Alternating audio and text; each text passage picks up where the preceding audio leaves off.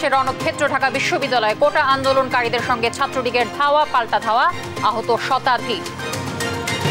উস্কানি ছাড়াই হামলা, বলছে কোটা আন্দোলনকারীরা। বহিরাগতরা ক্যাম্পাসে ভাঙচুর করায় তাদের প্রতিহত করা হয়েছে, দাবি ছাত্রলীগের। ক্যাম্পাসে উদ্যতপূর্ণ আচরণের জবাব দিতে প্রস্তুত ছাত্রলীগ, বললেন ওবায়দুল কাদের। নতুন প্রজন্মের কাছে টিকবে না, দাবি আমির খসরুর। মুক্তিযুদ্ধের চেতনা বাস্তবায়ন করাই সরকারের লক্ষ্য, ইতিহাস জানে না বলেই নিজেদের রাজাকার দাবি করছে ঢাবি শিক্ষার্থীরা, বললেন প্রধানমন্ত্রী। এবং আওয়ামী লীগ নেতা রিপন সরকার গাজীপুরের মূর্তি মান আতঙ্ক, দখল বাণিজ্যে গড়েছেন সম্পদের পাহাড়, প্রতিবাদ করলে নেমে আসে নির্যাতন। দর্শক, সংবাদ রাতে শুনছিলেন টিএনটিআর সংবাদ শিরোনামগুলো, সঙ্গে রয়েছে আমি তানজিয়া জুথি। এবার বিস্তারিত। দিনভর সংঘর্ষে রণক্ষেত্রে পরিণত হয়েছে ঢাকা বিশ্ববিদ্যালয় ক্যাম্পাস। কোটা সংস্কার আন্দোলনকারীদের সঙ্গে ছাত্রলীগের এই সংঘর্ষ চলে সন্ধ্যা পর্যন্ত। ছাত্রলীগের দাবি, বহিরাগত শিক্ষার্থীরা ক্যাম্পাসের বিভিন্ন স্থাপনায় হামলা করায় তাদের প্রতিহত করা হয়। জান্নাতুল মোহনার প্রতিবেদন, জানাচ্ছেন জুবায়ের হোসেন। এই চিত্র ঢাকা বিশ্ববিদ্যালয় ক্যাম্পাসের মল চত্বর এলাকার। বিজয় ৭১ হলে কোটা সংস্কার আন্দোলনের শিক্ষার্থীদের সঙ্গে ছাত্রলীগের সংঘর্ষ ছড়িয়ে পড়ে গোটা এলাকায়, পরিণত হয় রণক্ষেত্রে। সোমবার দুপুরে ঢাকা বিশ্ববিদ্যালয়ের রাজু ভাস্কর্যে বিক্ষোভ সমাবেশ ডাকে কোটা সংস্কার আন্দোলন। অন্যদিকে কোটা সংস্কারের নামে মুক্তিযুদ্ধ বিরোধী স্লোগান দেওয়ার অভিযোগে ক্যাম্পাসে অবস্থান নেয় ছাত্রলীগ। এরই এক পর্যায়ে শুরু হয় সংঘর্ষ। বেলা ৩টার দিকে শুরু হওয়া সংঘর্ষ চলে কয়েক ঘন্টা ধরে। এ সময় কোটা আন্দোলনকারীদের সঙ্গে ছাত্রলীগের দফায় দফায় ধাওয়া ও পাল্টা ধাওয়ার ঘটনা ঘটে। কয়েক ঘন্টা ধরে চলা এই সংঘর্ষ কিছুটা থেমে আসে কোটা সংস্কার আন্দোলনের কর্মীরা আহত সহপাঠীদের নিয়ে ঢাকা মেডিকেলে গেলে। কিন্তু বিকাল ৫টার পর ছাত্রলীগের কর্মীরা ঢাকা মেডিকেল ও কার্জন হলের দিকে অবস্থান নিলে ফের সংঘর্ষ বাধে। এ সময় কোটা সংস্কার আন্দোলনের শিক্ষার্থীদের ধাওয়া দিয়ে ঢাকা মেডিকেলের ভেতরে নিয়ে যায় ছাত্রলীগ। এখানেও ঘণ্টাব্যাপী চলা সংঘর্ষে আশপাশের সড়কগুলোতে যান চলাচল বন্ধ হয়ে যায়। ছাত্রলীগের সাধারণ সম্পাদক এই ঘটনার জন্য বহিরাগত শিক্ষার্থীদের দায়ী করেন। এখানে কোনো সংঘর্ষ হচ্ছে না, এখানে বিশ্ববিদ্যালয়ের বিভিন্ন স্থাপনায় বিভিন্ন লোকজন হামলা করেছে। নেতাকর্মীরা, দেশের সচেতন তরুণ সমাজ ঢাকা বিশ্ববিদ্যালয়কে রক্ষায় এগিয়ে এসেছে। এই মুহূর্তে ঢাকা বিশ্ববিদ্যালয়কে রাজাকারের হাত থেকে রক্ষা করতে হবে। জুবায়ের রাজিন, দেশ টিভি, ঢাকা। কোটা সংস্কার আন্দোলনকারীদের সঙ্গে ছাত্রলীগের সংঘর্ষে উভয় পক্ষে আহত হয়েছেন শতাধিক। আহতদের মধ্যে রয়েছেন নারী শিক্ষার্থীরাও। সোমবার ঢাকা বিশ্ববিদ্যালয় ক্যাম্পাসে এই ঘটনাটি ঘটে। তাৎক্ষণিক চিকিৎসার জন্য ঢাকা মেডিকেল কলেজ হাসপাতালে নেওয়া হয় আহতদের। এ হামলার জন্য ছাত্রলীগ নেতাকর্মীদের দায়ী করেন শিক্ষার্থীরা। বিস্তারিত ইফতেখার রেজার প্রতিবেদনে থাকছে। কোটা বিরোধী আন্দোলনে ছাত্রলীগের সঙ্গে সংঘর্ষে দুপক্ষের আহতের সংখ্যা শতাধিক ছাড়িয়েছে। আহতদের মধ্যে রয়েছেন নারী শিক্ষার্থীরাও। সোমবার ঢাকা বিশ্ববিদ্যালয় এলাকায় এ ঘটনা ঘটে। আহতদের তাৎক্ষণিক চিকিৎসার জন্য ঢাকা মেডিকেল কলেজ হাসপাতালে নেওয়া হয়। সংঘর্ষে তাদের উপর হামলার বর্ণনা দেন আহত শিক্ষার্থীরা। এ সময় বিনা উস্কানিতে সংঘর্ষের ঘটনায় ছাত্রলীগের উপর দোষ চাপান তারা। ছাত্রলীগের বাহিনী আমাদের উপর হামলা করছে, আমাদের অনেক ভাই আহত, অনেক ভাইয়ের মাথা থেকে রক্ত ঝরছে, পিছন দিক থেকে দাওয়া করছে আর ইট পাটকেল লাঠি সোটা দিয়ে যা আছে আমাদের পিছন দিক থেকে। আমাদের অনেক মেয়েরাও ছিল পিছনে, এমন ভাবে আঘাতপ্রাপ্ত হয়েছে আমরা দেখতে এই অবস্থা। পূর্ব পরিকল্পিত একটি হামলা এবং সেখানে বহিরাগতদেরকে আমরা দেখেছি যে ট্রাক ভর্তি বিভিন্ন টোকাই টাইপের ছেলেমেয়েরা ক্যাম্পাসে ঢুকে সাধারণ শিক্ষার্থীদের উপরে হামলা করেছে, ঢাকা বিশ্ববিদ্যালয়ের শিক্ষার্থীদের উপরে হামলা করেছে। অনেকেই এখন পর্যন্ত চিকিৎসা পায়নি, যে আপনারা দেখেছেন সে হাঁটাহাঁটি করছে, পরে অনেকের চিকিৎসা না পায় অন্য হসপিটালে গেছে শেষ পর্যন্ত। এই হলো পরিস্থিতি। আমাদেরকে ভয় দেখানোর জন্য, আন্দোলনটাকে ধামাচাপা দেওয়ার জন্য, দমন করার জন্য তারা খুবই পরিকল্পিতভাবে এই আন্দোলনটা করছে এবং ত্রাস সৃষ্টি করছে। ছাত্রলীগদের সামনে থেকে অ্যাটাক দিছে, পরে আমরা যখন একটা রিক্সা নিয়ে পালাই কোনো মতে নীল খেতে আসি, পুলিশ দাঁড়িয়ে সিনেমা দেখতে আসি। আমরা রক্ত দিছি, আমরা প্রয়োজন হলে জীবন দিব, তারপর হলো আমরা আমাদের অধিকার আদায় করে ছাড়বো। এ ঘটনায় আহত হন ছাত্রলীগের কয়েকজন নেতাকর্মী। সরকারি চাকরিতে কোটা সংস্কারের দাবিতে বেশ কিছুদিন ধরেই আন্দোলন করে আসছিল সাধারণ শিক্ষার্থীরা। ইফতেখার রেজা, দেশ টিভি, ঢাকা। এদিকে কোটা সংস্কারের দাবিতে দেশের বিভিন্ন স্থানে বিক্ষোভ মিছিল ও সমাবেশ করেছে বেশ কয়েকটি বিশ্ববিদ্যালয়ের শিক্ষার্থীরা। চট্টগ্রাম বিশ্ববিদ্যালয়ে ঘটেছে সংঘর্ষের ঘটনা, এতে আহত হয়েছেন বেশ কয়েকজন শিক্ষার্থী। সেই সঙ্গে কোটা বিরোধী আন্দোলনের সমন্বয়কারী রাফিকে ব্যাপক মারধরের অভিযোগ উঠেছে। সহকর্মীদের পাঠানো তথ্য ও চিত্রে ডেস্ক রিপোর্ট। চট্টগ্রাম নগরীর পাঁচলাইশ থানার ১৬ শহর রেল স্টেশন এলাকায় দুপুরে চট্টগ্রাম বিশ্ববিদ্যালয়ে কোটা বিরোধী শিক্ষার্থীদের উপর ছাত্রলীগ নেতাকর্মীরা হামলা চালানোর অভিযোগ করেন শিক্ষার্থীরা। এতে আহত হন বেশ কয়েকজন। সেই সঙ্গে কোটা বিরোধী আন্দোলনের সমন্বয়কারী রাফিকে ব্যাপক মারধর করে ছাত্রলীগ নেতাকর্মীরা তুলে নিয়ে যায় চট্টগ্রাম বিশ্ববিদ্যালয়ের প্রক্টরের কাছে। ছেলেদের উপর হচ্ছে একদম লাঠি দিয়ে মাথাটা মারছে আর মেয়েদেরকে ভয় দেখাচ্ছে। আমরা আস্তে আস্তে ওরা দৌড়ে দাঁড়িয়ে ব্যাগ দিয়ে এক এক ভাইয়ের উপরে যেভাবে এইভাবে মাথায় মারছে সে তার কেউ জানি না ওই রাজশাহী বিশ্ববিদ্যালয়ের প্যারিস রোডে এদিন দুপুরে অবস্থান নিয়ে আন্দোলন করে কোটা বিরোধী শিক্ষার্থীরা। এ সময় কোটা বিরোধী বিভিন্ন স্লোগান দেন তারা। এক পর্যায়ে তাদের সাথে যোগ দেন রাজশাহী প্রকৌশল ও প্রযুক্তি বিশ্ববিদ্যালয়ের শিক্ষার্থীরাও। যে নবম গ্রেড থেকে 20তম গ্রেড পর্যন্ত যত কোটা আছে তো সেটাকে সংস্কার করতে হবে, সেটাই আমাদের দাবি। আমরা নিজেরাও আন্দোলনটা দীর্ঘ করতে চাই না। সরকার আমাদের আন্দোলনটা যত তাড়াতাড়ি আমাদের দাবি মেনে নেবে তত তাড়াতাড়ি পড়াতে পেলে। আমরা যদি এখনই সুসংবাদ পাই আমরা এখনই মাঠ থেকে ছেড়ে দিব। আমরা আমাদের সেশন জট আছে, আমাদের সবকিছু নিয়ে আমাদের টেনশন আছে, কিন্তু আমাদের দাবি না মানা পর্যন্ত আমরা মাঠ ছাড়তেছি না। কোটা সংস্কারের দাবিতে ময়মনসিংহে এদিন ক্যাম্পাসে বিক্ষোভ করে বাংলাদেশ কৃষি বিশ্ববিদ্যালয়ের শিক্ষার্থীরা। পরে জব্বারের মোড়ে সংক্ষিপ্ত সমাবেশ করে তারা। এদিকে কোটার নামে সরকার বিরোধী কর্মকাণ্ডের প্রতিবাদ জানিয়ে বিক্ষোভ মিছিল করে ছাত্রলীগ নেতাকর্মীরা। কোটা পদ্ধতি সংস্কারের দাবিতে বিকেলে বরিশাল বিশ্ববিদ্যালয়ের গ্রাউন্ড ফ্লোরে জড়ো হয়ে সংক্ষিপ্ত সমাবেশ করে শিক্ষার্থীরা। পরে বিশ্ববিদ্যালয়ের সামনে বরিশাল পটুয়াখালী মহাসড়কে বিক্ষোভ মিছিল করে তারা। টুম্পা আফরোজ, নিউজ ডেস্ক, দেশ টিভি। কোটা নিয়ে বারংবার অবস্থা জানানো হয়েছে, এটা আদালতের বিষয়। বিচারাধীন এই ব্যাপারে কথা বলা আদালত অবমাননার সমান বলে মন্তব্য করেছেন আওয়ামী লীগের সাধারণ সম্পাদক ওবায়দুল কাদের। আজ সমসাময়িক বিষয় ও বৈষম্য বিরোধী ছাত্র আন্দোলন বা কোটা আন্দোলন প্রসঙ্গে তিনি এমন মন্তব্য করেন। ধানমন্ডি সভাপতির কার্যালয়ে সংবাদ সম্মেলনে তিনি বলেন, আন্দোলনের নামে বাজে স্লোগান শুনেছি কোটা সংস্কারের নামে। তিনি বলেন, গত রাতে অস্তিত্বকে আঘাত করা হয়েছে। ৩০ লাখ শহীদদের দেশে রাজাকারের ঠাঁই হতে পারে না। তিনি বলেন, আস্ফালন আমরা মেনে নিব না। স্বাধীনতা বিরোধী সব কাজ প্রতিরোধ করা হবে। যারা রাষ্ট্র চেতনাকে আঘাত করে তারা কেমন ছাত্র উল্লেখ করে তিনি বলেন, যে কোনো অপশক্তিকে কঠোরভাবে প্রতিহত করব। কোটা আন্দোলনে বিচারাধীন আদালতের বাহিরে কোনো সিদ্ধান্ত গ্রহণের সুযোগ নেই। জনদুর্ভোগ আমরা মেনে নেব না। ছাত্র আন্দোলনে উদ্যত দেখলে আমরা প্রতিহত করব। গত রাতে বিশ্ববিদ্যালয়ে বাংলাদেশের অস্তিত্বকে আঘাত করে মহান মুক্তিযুদ্ধের চেতনা বিরোধী স্লোগান উচ্চারণ করেছে। তারা সমগ্র ছাত্র সমাজকে সরকারের বিপক্ষ শক্তি হিসাবে দাঁড় করানোর অপচেষ্টা করেছে।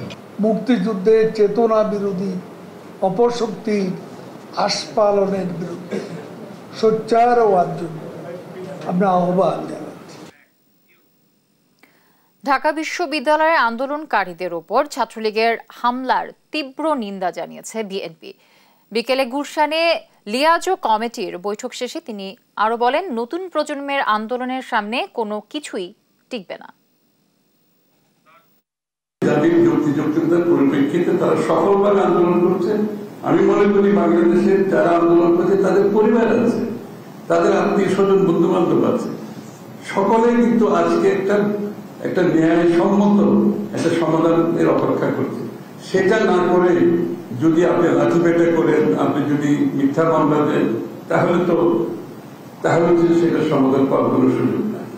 এবং আমরা এই যে তাদের যে ছাত্রলীগের যে হামলা এবং তাদের বিরুদ্ধে যে মিথ্যা মামলা, এগুলো তীব্র নিন্দা জানাচ্ছি।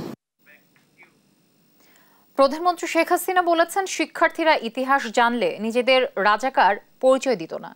তিনি বলেন, তার সরকারের প্রধান লক্ষ্য মুক্তিযুদ্ধের চেতনা বাস্তবায়ন করা।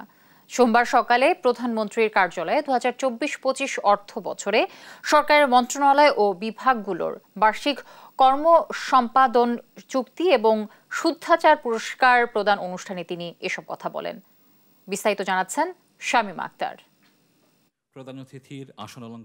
সরকারি কর্মকাণ্ডে স্বচ্ছতা ও দায়বদ্ধতা বৃদ্ধি, সম্পদের যথাযথ ব্যবহার নিশ্চিতকরণে এবং প্রাতিষ্ঠানিক সক্ষমতা উন্নয়নের লক্ষ্যে সরকার কর্মসম্পদের ব্যবস্থাপনার পদ্ধতির আওতায় বার্ষিক কর্মসম্পাদন চুক্তি প্রবর্তন করা হয়েছে। আজকের অনুষ্ঠানের সভাপতি আমাদের প্রধানমন্ত্রী কার্যালয়ের শাপলা হলে মন্ত্রিপরিষদ বিভাগ আয়োজিত অনুষ্ঠানে 10টি বিভাগের হাতে পুরস্কার ও সম্মাননা তুলে দেন প্রধানমন্ত্রী শেখ হাসিনা। শতভাগ এপিএ বাস্তবায়ন করে 2023-24 অর্থ বছরে বিদ্যুৎ বিভাগ প্রথম স্থান অধিকার করে। জনাব মোহাম্মদ প্রধান অতিথির বক্তব্যে প্রধানমন্ত্রী বলেন, সুশাসন নিশ্চিত করতে অর্থনৈতিক বৈষম্য দূর করতে হবে। প্রধানমন্ত্রী আরও বলেন, দুর্নীতিবাজদের সংখ্যা কম হলেও সমাজে এদের প্রভাব বেশি। আমরা দুর্নীতি জিরো টলারেন্স ঘোষণা করেছি। দুর্নীতি ধরতে গেলে আমাদের সরকারের উপর দায় চাপিয়ে দেওয়া হয়। আমি এটা বিশ্বাস করি না। দুর্নীতি খুব কম লোকই করে, কিন্তু তার বদনামটা হয় খুব বেশি। এই কারণেই যাতে যারাই দুর্নীতির সাথে জড়িত হবে তাদের ভিতরে যথাযথ ব্যবস্থা নেওয়া হবে। ওই সরকারি কি বদনাম হবে না হবে সেটা আমি কেয়ার করি না। এ সময় বিশ্বব্যাপী মুদ্রাস্ফীতির কথা জানিয়ে প্রধানমন্ত্রী বলেন, কেউ যেন চক্রান্ত করে খাদ্যের দাম বাড়াতে না পারে, নজরদারি বাড়াতে হবে। কেউ যেন কোনো রকম চক্রান্ত করে খাদ্যের দাম বাড়াতে না পারে, নজরদারিটা বাড়াতে হবে, পাশাপাশি উৎপাদনটাও বাড়াতে হবে, সেদিকে বিশেষভাবে দৃষ্টি দিতে হবে। এই শ্রাবণ ভাদ্র মাসেই কিন্তু বন্যাটা বেশি দেখা দেয়, কারণ প্রথমে উত্তর দিকে আর ভাদ্র মাসে যায় দক্ষিণ দিকে। সেদিকে মাথায় রেখে এখন থেকে আমাদের প্রস্তুতি রাখতে হবে। এ সময় রবিবার রাতে ঢাকা বিশ্ববিদ্যালয়ের শিক্ষার্থীদের রাজাকার স্লোগানে দুঃখ প্রকাশ করে সরকার প্রধান বলেন, ঢাকা বিশ্ববিদ্যালয়ের রোকেয়া হলের মেয়েরা 71 সালের ইতিহাস ভুলে গেছে। পাকিস্তানি হানাদার বাহিনী আর রাজাকার বাহিনী যেভাবে এদেশের অত্যাচার করেছে, আমার খুব দুঃখ লাগে। কালকে যখন শুনি রোকেয়া হলে ছাত্রীরাও বলে তারা রাজাকার। তারা কি জানে 71 সালে 25শে মার্চ কী ঘটেছিল? সেখানে 300 মেয়েকে হত্যা করেছিল, 40 জন মেয়েকে রেপ করেছিল এবং এদের ধরে নিয়ে পাকিস্তানি ক্যাম্পে নিয়ে গিয়েছিল। সেই ক্যাম্পে কী অবস্থায় ছিল? অনেক মেয়ে শাড়ি বা ওড়না দিয়ে ফাঁসি দিয়েছিল বলে তাদের কাপড় পরতে দেওয়া হতো না, ওই একটা পেটিকোট পরিয়ে বসিয়ে রাখতো। দিনের পর দিন তাদের উপর পাশবিক অত্যাচার হতো। প্রধানমন্ত্রী স্মার্ট বাংলাদেশ বিনির্মাণে আওয়ামী লীগের মাটি মানুষের রাজনীতির কথা মনে করিয়ে সরকারি কর্মকর্তাদের আত্মবিশ্বাস নিয়ে কাজ করার পরামর্শ দেন। কারণ আমরা মাটি আর মানুষের সাথে মিশেই এই রাজনীতিতে এসে আমরা এই পর্যন্ত এসেছি। শামীমা আক্তার, দেশ টিভি, ঢাকা। রিপন সরকার গাজীপুর জেলায় দখল বাণিজ্যের পরিচিত না। একসময় ছিলেন ছোট্ট একটি পাম্পের মালিক, আর এখন জমি দখল করে গড়ে তুলেছেন রাজকীয় বাড়ি, গার্মেন্টস ফ্যাক্টরি ও হাউজিং কোম্পানি।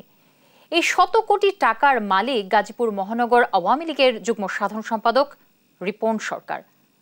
দর্শক, বাকিটা তুলে ধরছেন আমাদের সহকর্মী তৌফিক মাহমুদ মুন্নার প্রতিবেদনে। এই রাজকীয় বাড়ি, পাম্প, গার্মেন্ট সব একই ব্যক্তির। এখানে শেষ নয়, মির্জাপুরে রয়েছে আলিশান বাগান বাড়ি, আর এসবের মালিক গাজীপুর মহানগর আওয়ামী লীগের যুগ্ম সাধারণ সম্পাদক আব্দুল হোসেন রিপন সরকার। ক্ষমতার সাথে সাথে বদলে গেছে তার জীবনযাত্রা। এমনি এই বাসার মালিক গাজীপুর আওয়ামী লীগ নেতা আব্দুল হোসেন রিপন সরকার। উনি এখানে আসে, মানে উনি আপনার রাত হলে কি এখানে থাকে? এখানে আসে, এখানে কে কে থাকে? গাড়ি দেখলাম 3টা, গাড়ি 3টা কি ওনার? 3টা গাড়ি। উনি গাজীপুর থাকেন না, উনি বাচ্চাদের নিয়ে সব থাকে এখানে। এই পাম্প ছিল একসময় ছোট্ট একটা অংশ। দখল করতে করতে পুরো আশেপাশে এলাকা নিজের করে নিয়েছেন রিপন সরকার। আশেপাশে যা দেখা যায় সবই তার। টাকার বিনিময়ে নয়, ক্ষমতা খাটিয়ে দখল করেছেন তিনি। সামান্য কয়েক বিঘা থেকে এখন প্রায় শতাধিক বিঘার কাছাকাছি। পাম্পের আগে কিছু জায়গা কিনে দখল করেছেন খালসহ অনেক জমি। আবার সেই জমিতে প্লট আকারে বিক্রয়ের জন্য নিজের ফোন নম্বর দিয়ে সাইনবোর্ড ঝুলিয়েছেন রিপন সরকার। কিছু দূর সামনে গিয়ে দেখা মিলল একই চিত্রের। আবাসন ব্যবসার আড়ালে জমি দখলের জন্য মহা উৎসব। রিপন সরকার গাজীপুর এলাকার জন্য এক মূর্তিমান আতঙ্ক। সবাই জানে অথচ ভয়ে চুপ। ভাঙা ব্রিজ এলাকায় নদী দখল করছে রিপন সরকার। সেখানেও একই পলিসি, কিছু জমি কিনে বাকি সব দখল করে বিক্রি। ভোগড়ায় ঢাকা ময়মনসিংহ মহাসড়কের বর্ষা সিনেমা হলের বিপরীতে দখল করেছেন এই জায়গা। 24 ডিসেম্বর রাতের আধারে দেয়াল তুলে সড়কটি আটকে দেন তিনি। ব্যবসায়ী জালাল সরকারের ছেলে জহিরুলকে রিপন সরকার গুলি করে হত্যা করেছেন বলে অভিযোগ রয়েছে। এসব অভিযোগ অস্বীকার করেন রিপন সরকার, জানান বাবার ব্যবসা থেকেই তিনি সব সম্পত্তি করেছেন। মানে কিসের আপনি আমার সম্পদ আপনি দেখছেন কিভাবে? আমার নতুন করে বলার কিছু নেই যে আমি এখন নতুন করে কিছু করছি, বিষয়টা এরকম না। ব্যবসা বাণিজ্য করি, যা প্রতিষ্ঠান আছে সেগুলো নিয়মতান্ত্রিকভাবে, আমাদের পারিবারিক যে ব্যবসাটা ছিল ওইটাই আমাদের আপনার পেট্রোল পাম্পের, এই পেট্রোল পাম্পটা আমার বাবার নামে। আমরা এমন না যে নব্য আওয়ামী লীগ ক্ষমতায় আসছে যে আমরা আমরা এটা করেছি ওটা করেছি, আমরা পারিবারিকভাবে আমরা সচ্ছল পরিবার। সুতরাং এগুলো যেগুলো করতেছে এগুলো ইচ্ছাকৃতভাবে। বরঞ্চ আমি আপনাকে অনুরোধ করব যে আপনি এই গাজীপুরে আরও অনেক দুর্নীতি হচ্ছে, জবাবদিহিতা না থাকার কারণে রাজনীতিবিদরা এমন দুর্নীতি করছেন বললেন টিআইবির নির্বাহী পরিচালক।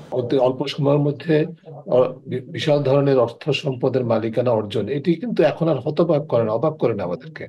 এটি বাস্তবতা, এটিকে স্বাভাবিকতায় রূপান্তর করা হয়েছে।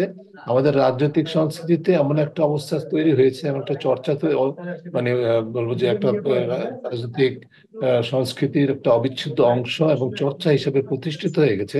তৌফিক মাহমুদ মুন্না, দেশ টিভি, ঢাকা। কোটা আন্দোলনকে ঘিরে কোনো ধরনের বিশৃঙ্খলা হলে তা শক্ত হাতে দমনের হুঁশিয়ারি দিয়েছেন Dhaka metropolitan police commissioner Habibur Rahman. আর ডিবি প্রধান হারুনুর রশিদ বলেন, আন্দোলনকে ভিন্ন খাতে প্রবাহিত করতে কোনো ইন্ধনদাতা আছে কিনা তা নিয়ে তদন্ত চলছে। বিস্তারিত শাহাদাত নিশাদের রিপোর্টে। ক্রমেই তীব্র হচ্ছে কোটা সংস্কার আন্দোলন। বিকেল ৩টার দিকে কোটা ইস্যুকে কেন্দ্র করে ঢাকা বিশ্ববিদ্যালয়ের হলপাড়ায় মুখোমুখি অবস্থানে যায় আন্দোলনকারী শিক্ষার্থী এবং ছাত্রলীগের নেতাকর্মীরা। এ সময় দুই পক্ষের মধ্যে ইট পাটকেল নিক্ষেপ, ধাওয়া পাল্টা ধাওয়া এবং সংঘর্ষের ঘটনা ঘটে। এদিকে কোটা সংস্কার আন্দোলন ভিন্ন খাতে প্রবাহিত করতে কোন রাজনৈতিক মহল ইন্ধন দিচ্ছে এমন অভিযোগ সরকারি দলের নেতা ও মন্ত্রীদের। এমন পরিস্থিতিতে ইন্ধনদাতাদের খুঁজে বের করতে তদন্তের সিদ্ধান্ত নিয়েছে আইন শৃঙ্খলা বাহিনী। সোমবার এক ব্রিফিংয়ে এ কথা জানান ডিবি প্রধান। আমরা এগুলি তদন্ত দেখছি। এদিকে সকালে রাজধানীর পুরান ঢাকার হোসাইনী দালানের ইমামবাড়ায় 10 মহরমের তাজিয়া মিছিলে ডিএমপির নেয়া নিরাপত্তা পরিদর্শন শেষে সাংবাদিকদের প্রশ্নের জবাবে ডিএমপি কমিশনার জানান, কোটা সংস্কার আন্দোলনকে ঘিরে কেউ আইন শৃঙ্খলা ভঙ্গের চেষ্টা করলে সেটি যেই হোক শক্ত হাতে মোকাবেলা করা হবে। পুলিশ আমাদের যে সমস্ত কার্যক্রম পরিচালনা করবে সেগুলো সেটির প্রতি শ্রদ্ধা রেখেই হবে। যদি কেউ আমাদের আইন শৃঙ্খলা ভঙ্গজনিত কোনো ধরনের অপতৎপরতা চালাতে চান, সেটি যেই হোক সেটি শক্ত হাতে মোকাবেলা করা হবে। এ সময় তিনি বলেন, কোটা আন্দোলন আদালতের বিষয়, তাই আদালত যে আদেশ দেবে সেটি সবাইকে মানতে হবে। মহামান্য আদালত যে আদেশ দেবেন সেই আদেশের প্রতি শ্রদ্ধাশীল থাকা এবং সেটি মেনে নেওয়া প্রতিটি নাগরিকের একান্ত কর্তব্য এবং সেটি আদালতের নিয়ম মানতে আমরা বাধ্য। তাজিয়া মিছিলকে কেন্দ্র করে জঙ্গি হামলার বিষয়টি মাথা রেখে নিরাপত্তা পরিকল্পনা সাজানো হয়েছে বলে জানান ডিএমপি কমিশনার। শাহাদাত নিশাদ, দেশ টিভি, ঢাকা। আদালতে দুপক্ষের আইনজীবীদের ঘণ্টাব্যাপী তর্ক বিতর্কের পর প্রায় ২৬ কোটি টাকা আত্মসাৎ ও পাচারের অভিযোগে ডক্টর মোহাম্মদ ইউনূস সহ ১৪ জনের বিরুদ্ধে করা মামলার সাক্ষ্য গ্রহণের পরবর্তী তারিখ নির্ধারণ করা হয়েছে। পরে আদালত আগামী ৫ই অগস্ট মামলার সাক্ষ্য গ্রহণের দিন ধার্য করেন। সাবরিনা মজুমদারের রিপোর্টে বিস্তারিত। সোমবার আদালত প্রাঙ্গণে ডক্টর মোহাম্মদ ইউনূস সহ ১৪ জনের বিরুদ্ধে সাক্ষ্য গ্রহণের দিন ধার্য থাকায় হাজির হন সবাই। আদালত প্রাঙ্গণে হাজির হওয়ার পর সাক্ষ্য গ্রহণের তারিখ পেছানো নিয়ে প্রায় ১ ঘণ্টা চলে দুই পক্ষের আইনজীবীদের মধ্যে যুক্তিতর্ক। ডক্টর ইউনূসের আইনজীবী আদালতকে বলেন, তারা ন্যায় বিচার পাওয়া নিয়ে শঙ্কিত। সাক্ষ্য গ্রহণের জন্য সংক্ষিপ্ত সময় হওয়ায় এতে তীব্র আপত্তি জানান ডক্টর ইউনূসের আইনজীবী ব্যারিস্টার আব্দুল্লাহ আল মামুন। পরে আদালত মামলার সাক্ষ্য গ্রহণের জন্য ৫ই আগস্ট দিন ধার্য করেন। আমরা বললাম, আপনি যে সময় 5 দিন দিলেন, আপনার সামনে যে কেস ডায়েরিটা আছে সেখানে তো দেখা যাচ্ছে সব মামলা আপনি 1 মাস, 2 মাস, 2.5 মাস পরে ডেট দিচ্ছেন। তাহলে ডক্টর ইউনূস সাহেব এমন কি ব্যাপার, তার মামলা 5 দিন 7 দিন পরে ডেট দিতে হবে, তাও আবার হাইকোর্টের অর্ডার আসার জন্য? এদিনও আদালতের ভেতর থাকা লোহার খাঁচা নিয়ে কথা বলেন ডক্টর ইউনূস। বলেন আদালতে খাঁচার ভেতর ঢোকানো জাতির প্রতি অপমানজনক। এটা মানবতার প্রতি অপমান। এটা তো কেন মানুষকে পশুর মতো খাঁচায় ভরে রাখবে কেন? তবে একটা ভালো লাগলো যে আজকে ওই খাঁচার ভেতরে আমাদেরকে ঢোকায় নেই। এদিকে দুদক আসামি পক্ষের অভিযোগ নাকচ করে বলেন আইন মোতাবেকই মামলা চলছে, তড়িঘড়ির কোনো প্রশ্ন নেই। প্রসিকিউশন অত্যন্ত নিরীহ এবং দুদকের পক্ষ থেকে মামলা পরিচালনা করে আমরা সাক্ষী হাজির করেছি। গ্রামীণ টেলিকমের কর্মীদের লভ্যাংশের ২৬ কোটি টাকা আত্মসাতের অভিযোগে করা এই মামলায় মোহাম্মদ ইউনূস সহ ১৪ জনের বিরুদ্ধে আদালতে অভিযোগপত্র দেয় দুর্নীতি দমন কমিশন। সাবিনা মজুমদার, দেশ টিভি, ঢাকা। এবার আন্তর্জাতিক প্রসঙ্গ। পাকিস্তানে এবার ইমরান খানের দলকে নিশ্চিহ্ন করার ষড়যন্ত্রে নেমেছে শাহবাজ সরকার। রাষ্ট্রবিরোধী কার্যকলাপের অভিযোগে পিটিআইকে নিষিদ্ধের ঘোষণা দিল পাকিস্তান সরকার। এক সংবাদ সম্মেলনে সোমবার এ তথ্য নিশ্চিত করেছে দেশটির তথ্যমন্ত্রী। বিরোধী শূন্য দেশ গড়ার লক্ষ্যেই ক্ষমতাসীনরা এমনটা করছেন বলে দাবি রাজনৈতিক বিশ্লেষকদের। আফরিন মোয়ের রিপোর্টে বিস্তারিত। অনাস্থা ভোটে হেরে ২০২২ সালের এপ্রিলে ক্ষমতাচ্যুত হন পাকিস্তানের সাবেক প্রধানমন্ত্রী ইমরান খান। এরপর তার বিরুদ্ধে দেয়া হয় শতাধিক মামলা। এর মধ্যে কয়েকটি মামলায় তাকে সাজা দেয়া হয়। ২০২৩ সালের আগস্ট থেকে রাওয়ালপিন্ডির আদিয়ালা কারাগারে আছেন তিনি। করাচি, লাহোর ও পেশোয়ার সহ সবগুলো শহরে পিটিআই নেতাকর্মী ও সমর্থকরা বিক্ষোভ করলেও তা কাজে আসেনি খুব একটা। দেশজুড়ে রাজনৈতিক অস্থিতিশীলতার মধ্যেই চলতি বছরের ৮ ফেব্রুয়ারি দেশটিতে সাধারণ নির্বাচন হয়। এতে নানা নাটকীয়তার পর ক্ষমতায় আসেন শাহবাজ শরীফ। এরপর থেকেই ইমরান খানের দল পাকিস্তান তেহরিক ইনসাফ পিটিআইকে নিষিদ্ধ করা হবে এমন খবর গণমাধ্যমে প্রকাশ পায়। তবে গেল সপ্তাহেই রাজনৈতিক দল হিসেবে পিটিআইকে বিশেষ মর্যাদা দেন সুপ্রিম কোর্ট। এই ঘোষণার পরপরই এবার ইমরানের দলকে নিশ্চিহ্ন করার ষড়যন্ত্রে নেমেছে শাহবাজ সরকার। রাষ্ট্রবিরোধী কার্যকলাপের অভিযোগে পিটিআইকে নিষিদ্ধের ঘোষণা দিল পাকিস্তান সরকার। এক সংবাদ সম্মেলনে সোমবার এ তথ্য নিশ্চিত করেছে দেশটির তথ্যমন্ত্রী।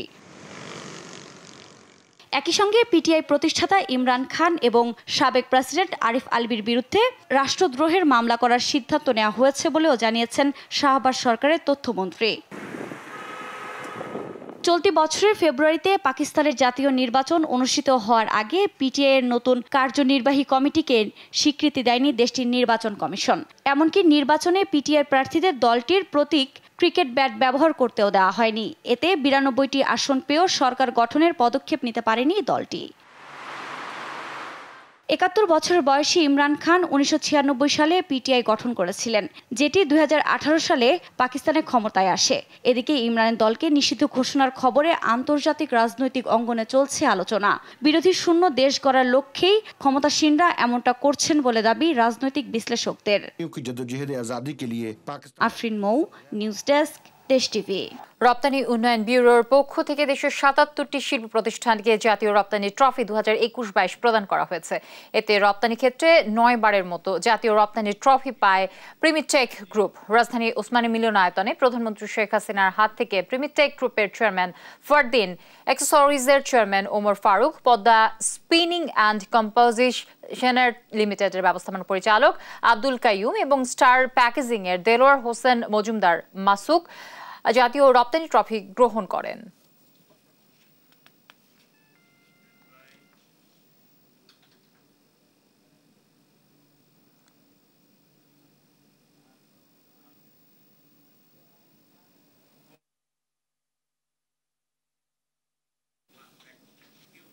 সংবাদ রাতে শিরোনামগুলো জানিয়ে দিচ্ছি আরো একবার।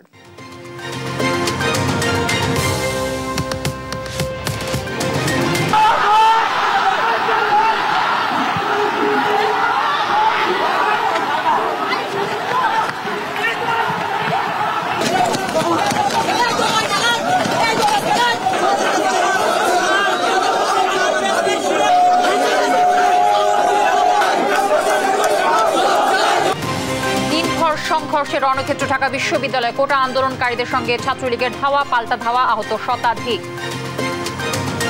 উস্কানি ছাড়াই হামলা বলছে কোটা আন্দোলনকারীরা। বহিরাগতরা ক্যাম্পাসে ভাঙচুর করায় তাদের প্রতিহত করা হয়েছে দাবি ছাত্রলীগের। ক্যাম্পাসে উদ্যতপূর্ণ আচরণে জবাব দিতে প্রস্তুত ছাত্রলীগ, বলেন ওবায়দুল কাদের। নতুন প্রজন্মের কাছে টিকবে না দাবি আমির খসরুর। মুক্তিযুদ্ধের চেতনা বাস্তবায়ন করা এই সরকারের লক্ষ্য, ইতিহাস জানে না বলেই নিজেদের রাজাকার দাবি করছে ঢাবির শিক্ষার্থীরা, বললেন প্রধানমন্ত্রী। এবং আওয়ামী লীগ নেতা রিপন সরকার গাজীপুরের মূর্তিমান আতঙ্ক, দখল বাণিজ্যে গড়েছেন সম্পদের পাহাড়, প্রতিবাদ করলে নেমে আসে নির্যাতন। দর্শক, এই ছিল এখনকার সংবাদ রাতে। আমাদের পরে বুলেটিন দেখার আমন্ত্রণ রইল। এছাড়া দেশ টিভি সর্বশেষ সব খবর পেতে ভিজিট করুন www.desh.tv। ফেসবুকে আমাদের সঙ্গে যুক্ত থাকুন দেশ টিভি অথবা দেশ টেলিভিশন পেজে। এছাড়া সর্বশেষ সব ভিডিও পেতে ইউটিউবে আমাদের হ্যান্ডেল @desh television অথবা @desh tv news থেকে সার্চ করুন। ধন্যবাদ সবাইকে সাথে থাকার জন্য।